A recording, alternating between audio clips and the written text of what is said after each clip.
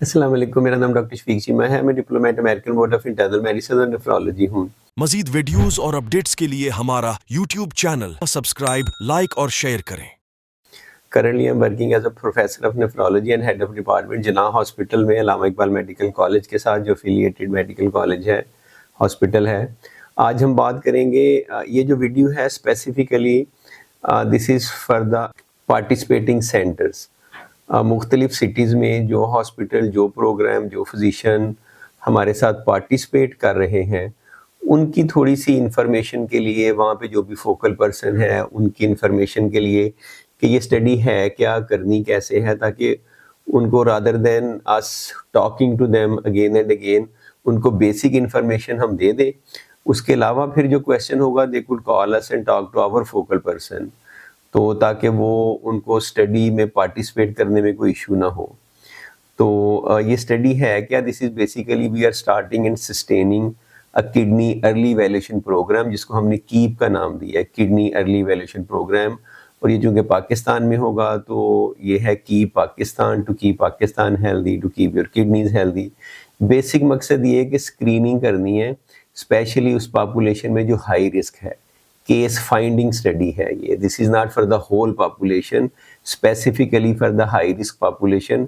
अगर high risk population को target करेंगे तो हमारी रिसोर्स लिमिटेड कंट्री के लिए इट्स अ बेटर ऑप्शन। साथ मेरी ये कुछ स्लाइड्स हैं, ये साथ साथ आई जाएंगी ताकि आपको एग्जैक्टली जैसे प्रेजेंटेशन होती है उस तरह से पता चले। अब ये this is primarily sponsored and run and funded by Pak kidney foundation, give so others live, जो ये आपको नज़र आ रहा है इसके ऊपर। लेकिन इसके अलावा भी इसमें बहुत सारे पार्टिसिपेंट्स और स्पॉन्सर्स हैं। In addition to Pak kidney foundation, it's endorsed by Pakistan society of nephrology. Doctor Zahid Nabi ने इंडोर्स किया था, अभी जो करंट हमारे प्रेसिडेंट हैं डॉक्टर आमिर अजहर, उन्होंने इंडोर्स किया है। और इसमें हमने कोलैबोरेशन की है। लैब जो टेस्ट होने हैं वो चुगताई लैब में होंगे, it's a state of the art lab and they have centres all over Pakistan. और चूँकि मैं प्रैक्टिस करता हूँ आईएमसी हॉस्पिटल में, इंटीग्रेटेड मेडिकल केयर हॉस्पिटल में, डीएचए फेज़ 5 में, और वो भी एक एक्टिव साइट होगी, तो वहाँ पे भी इसके लेबोरेटरी टेस्ट होंगे जिन पेशेंट्स को हम वहाँ पे स्क्रीन करेंगे। तो बेसिकली ये सारे लोग मिल के इस स्टडी को करने जा रहे हैं, जो कि it would be a case finding study के पाकिस्तान में what is the percentage of people who are at a high risk of kidney disease, what percentage of that have actually chronic kidney disease। अब ये inspired हुई है by kidney early evaluation program by national kidney foundation, America का program है। When I was in New York city doing my residency and fellowship, we were one of the participant in that program. इसी तरह से जब मैं Texas में गया तो वहाँ पे भी, तो I do have the basic knowledge and understanding उन्होंने स्टडी किस तरह से कंडक्ट की थी। उनके थोड़े से एलिजिबल जो कैंडिडेट है फॉर स्क्रीनिंग डिफरेंट थे। उन्होंने people with family history of hypertension और किडनी डिजीज़ भी इंक्लूड किए थे, जो कि हम इंक्लूड नहीं करेंगे। हमारा जो इंक्लूजन क्राइटेरिया मैं आगे आप बताता हूँ आपको। इस सिलसिले में हमने एक एडवाइजरी पोल सर्वे किया जिसमें 24 नेफ्रोलॉजिस्ट, एंडोक्राइनोलॉजिस्ट, कुछ पाकिस्तान से कुछ अमेरिका से, उन्होंने पार्टिसिपेट किया। और उनकी जो रिकमेंडेशंस थी उनकी बेसिस पे हमने फिर आगे फर्दर सारे डिसीजन लिए। ये आप इस पोल में इसके रिजल्ट देख सकते हैं। ये हम Pakistan journal of kidney disease में पब्लिश करेंगे इसके रिजल्ट्स। उसकी बेसिस पे हमने एक फ्रेमवर्क पूरा बनाया और आगे हम चल रहे हैं। तो ऑब्जेक्टिव क्या है, बेसिकली हाई रिस्क पॉपुलेशन में स्क्रीन करना किडनी डिजीज़ को। स्टडी पॉपुलेशन, स्टडी सेटिंग्स क्या होंगी? स्टडी सेटिंग्स ये होंगी कि ये दो तरह से होंगी। एक तो एक्टिव साइट्स होगी जहाँ हर वक्त रेगुलर बेसिस पे स्टडी हो रही है, जैसे अल्लामा इकबाल है, जिन्ना हॉस्पिटल है, आईएमसी है, मे बी एक दो जो प्रोटोटाइप सेंटर्स हैं चुगताई लैब के, वो हो जाए।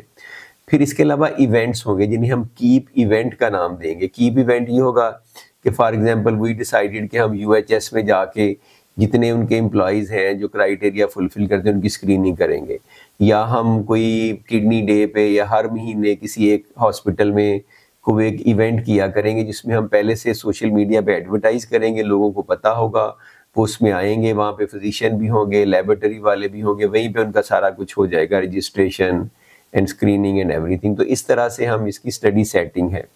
अब आ गया इंक्लूजन क्राइटेरिया का। इंक्लूजन क्राइटेरिया बड़ा सिंपल है, 18 एंड अबव एज है and patient is willing to participate and they will sign a consent. तो उसमें if they have any even a one risk factor out of these 5, they would qualify for screening. Either they are diabetic, hypertensive, family history of kidney disease.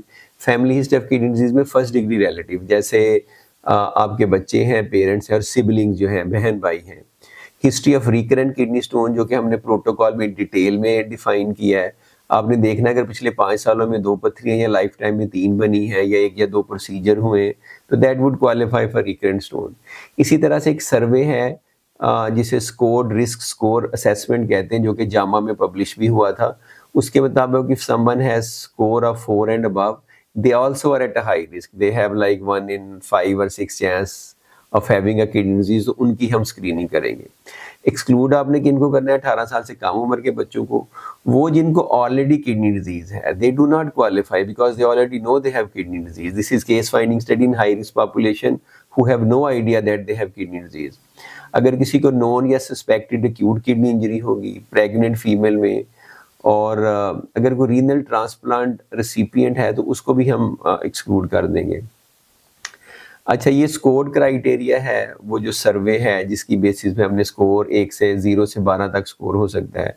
तो इसमें अगर आप गौर से देखें तो someone has age of 70 and above, they already have score of 4। So अगर 70 साल की उम्र का बंदा है, क्वालिफाई करता है। फीमेल सेक्स का 1 स्कोर है और एज 60 टू 69 3 स्कोर है। तो if a female with age of 60 and above, वो भी क्वालिफाई कर जाएगी। बाकी ये सारे सिंपल क्वेश्चन है कि आपको डायबिटीज, हाइपरटेंशन तो नहीं है, एनीमिया तो नहीं है। इस सर्वे में अच्छी बात ये है कि इसमें टेस्ट आपने कोई नहीं कराना, ये सारे क्वेश्चन की बेसिस पे हैं। अगर अनडिटरमिन्ड है, किसी का पता नहीं है, तो उसको आप 0 कर सकते हैं। जैसे प्रोटीन यूरिया पता नहीं है तो 0 है। अगर उनको पता है कि उनको किसी टाइम पे प्रोटीन यूरिया हुआ था, तो फिर इसको आप पूरा एक स्कोर दे सकते हैं। उसके बाद आ जाए, जब पेशेंट आएगा इवेंट में या किसी एक्टिव साइट पे, तो उसकी बेसिक रजिस्ट्रेशन इंफॉर्मेशन ली जाएगी, उसका ब्लड प्रेशर चेक किया जाएगा, हाइट और वेट लिया जाएगा to calculate body mass index, और उनके ब्लड और यूरिन के सैंपल लिए जाएंगे। ब्लड के लिए ब्लड में serum creatinine to calculated eGFR, जो सीकेडी ईपीआई मॉडिफाइड 2021 वाली इक्वेशन है, और दूसरा उनका जो है वो रैंडम ग्लूकोज, ताकि not all of them would be diabetic, कुछ हाई रिस्क होंगे बिकॉज ऑफ स्टोन, लेकिन दे माइट हैव डायबिटीज। उससे हमें ये भी पता चलेगा कि हिडन डायबिटीज कितनी है। तो रैंडम ब्लड ग्लूकोज, और उसका फिर क्राइटेरिया है कि इफ इट्स 199 या 200 एंड अबव, तो वो डायबिटीज कंसिडर होगी। यूरिन लिया जाएगा, random urine for albumin creatinine ratio and urine analysis. Urine analysis हमने इसलिए ऐड किया है कि स्टोन के पेशेंट, जीएन के पेशेंट जिनमें हीमाचूरिया है, वो भी फिर हम मुख्तलिफ तरह से कोरिलेट करेंगे। ये पूरा डाटा कलेक्शन एक जो है ना, ये चैट जीपीटी ने कलर्ड सा वो ग्राफ सा बना दिया। बेसिकली वही बातें जो हमने की हैं कि आपने पहले मेक श्योर कर लेना है कि 18 एंड अबव है, AKI, प्रेगनेंसी और इस तरह की चीज़ें तो नहीं है।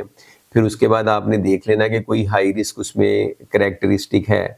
उसके बाद क्या होगा कि उस पेशेंट को एक ऑटोमेटिकली जनरेटेड एक कोड मिल जाएगा उस सेंटर के मुताबिक, जो वो लेके लैब में जाएगा।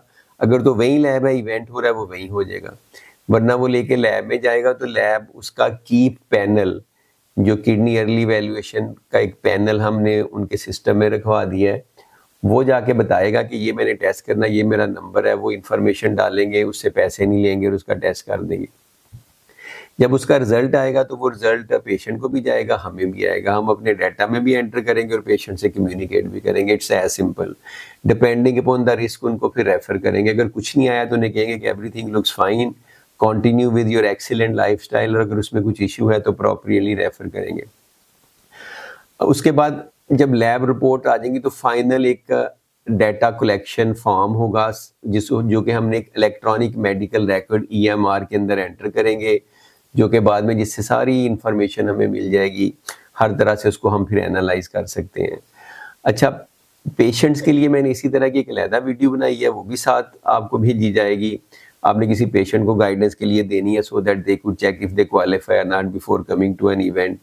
और दूसरा, लैब के लिए मैंने एक अलहदा से छोटी सी वीडियो बनाई है, ताकि लैब में जब मरीज जाए और जाके उन्हें वो स्पेसिफिक कोड या नंबर या कीप ID दे, तो उन्हें पता हो कि उन्होंने रजिस्टर करना है, उसका हाइट वेट लेनी है, क्या क्या इन्फॉर्मेशन लेनी है, सैंपल किस तरह से लेने हैं और पेशेंट से चार्ज वगैरह नहीं करना। तो वो एक अलहदा से पूरी वीडियो है।